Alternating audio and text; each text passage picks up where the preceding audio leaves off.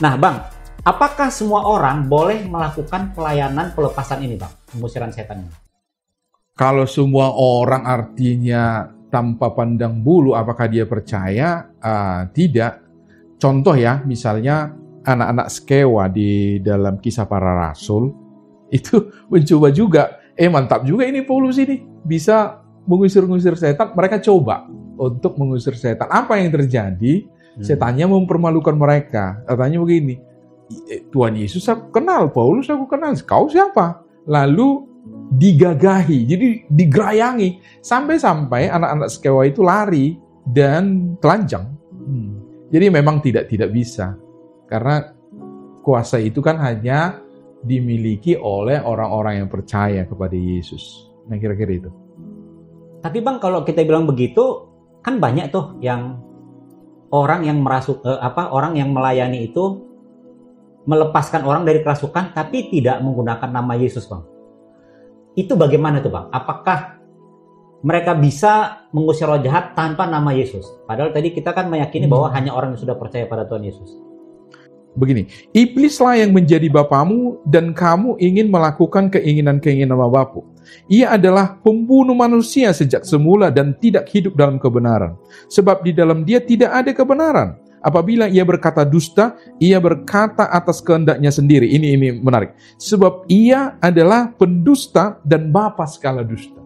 Ada namanya gejala, ada namanya penyelesaian yang tuntas.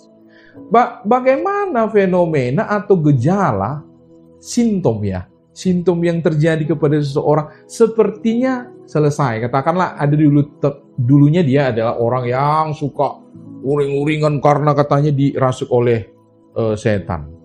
Dibawalah kepada dukun. Ya, udah pasti kan dukun kan orang pintar, nggak percaya, pasti udah orang nggak percaya kepada Yesus. Lalu di kemudian apakah caranya terserah lah ya, caranya disembur atau di apa. Lalu kita melihat orang yang dilayani itu memang sembuh. Bahkan dikasih ini, Bang, ini pegang ya, pegang ini, kau pegang supaya nggak kerasukan lagi. Bisa juga gitu, Bang? Bisa. Dan hilang gejala kerasukan. Iya, gejala itu. Nah, kembali kepada Bapak pendusta tadi. Saya kira dia memainkan sebuah sandiwara yang sangat-sangat jitu. Contohnya begini ya. Dia itu sebenarnya inginkan sebuah pengikut yang mengikuti dia sampai ke neraka. Maka Yehezekiel menyebut jimat-jimat itu adalah menangkap jiwa. Itu yang penting. Menangkap jiwa. Lalu kalau seseorang sudah kenalah, katakanlah pengaruh iblis, datanglah ke dukun, lalu disembuhkan. Dia akan merasa bahwa dia sudah selesai, dia sudah sembuh. Tetapi ternyata jiwanya itu tertangkap. Bagi iblis memberikan umpan, yaitu kesembuhan, nggak masalah bagi dia itu. Tetapi yang penting bagi dia adalah, ini jiwa orang yang sudah dimenangkan, tanda kutip ya, yang dimenangkan oleh dukun ini, yang penting jiwanya terikat. Maka saya bisa tambahkan, kemungkinan sekali orang-orang seperti itu, dia tidak plong dalam rasa sejahtera.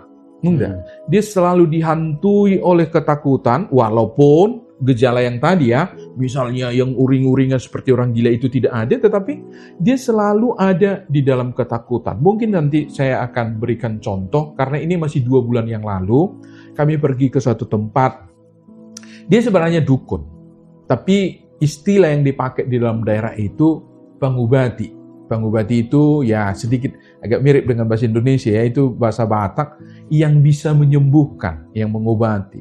Lalu banyak orang yang diobatinya. Waktu kami ada di sana, maka dia berkata bahwa pokoknya dia tidak tenang. Dia tidak tenang. Menarik, waktu kita layani, dia terbuka.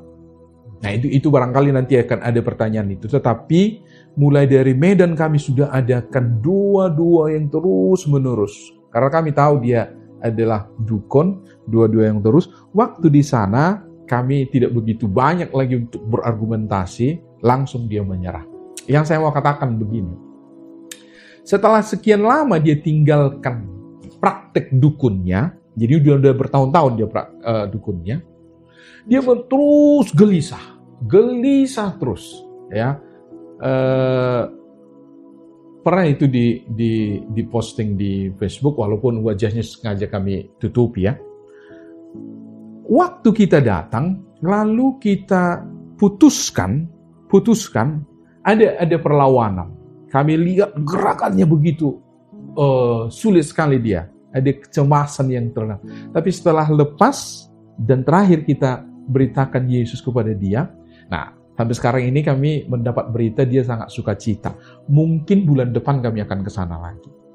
Nah, jadi permainan iblis itu sepertinya bisa disembuhkan, ternyata tidak bisa disembuhkan. Ternyata menurut kitab Yehezekiel itu jiwanya katanya ditangkap. Jadi yang penting bagi si iblis itu adalah akan ada bersama-sama dia ke neraka. Kalau bonus-bonus seperti itu yang tadi kesembuhan bisa diberikan. Jadi sebenarnya dia tidak pernah benar-benar lepas. Di awal tadi sudah dikatakan bahwa tujuan dari pelayanan pelepasan adalah orang percaya pada Tuhan Yesus. Nah, iblis menghindari itu teman-teman. Jadi bagi dia gampang saja untuk menghilangkan gejala itu. Jadi saat dia diusir, boleh nggak Bang kita bilang, yang mengusir itu kaki tangannya? Iya. Jadi justru kaki tangannya itu, ya betul. Sedang bersandiwara, meskipun yang mengusir itu tidak sadar bahwa dia sedang jadi kaki tangan iblis, gitu ya. Jadi ibaratnya setan mengusir dirinya sendiri dalam tanda petik, lalu dia pura-pura menghilangkan gejala itu supaya yang kerasukan itu percaya dengan apa yang diyakini oleh dukun itu tadi. Iya. Jadi dia percaya pada ajaran si dukun itu. Sementara si dukun itu percaya kepada bukan Tuhan Yesus gitu. Jadi makin jauh lah nanti orang ini dari Tuhan Yesus. Benar. Gitu. Tapi tadi ada satu yang diberikan oleh Bang Ramlan ya, bahwa orang yang dilayani seperti itu pasti tidak merasakan damai sejahtera dan sukacita. Karena damai sejahtera hanya diberikan dari Tuhan Yesus, teman-teman, ya.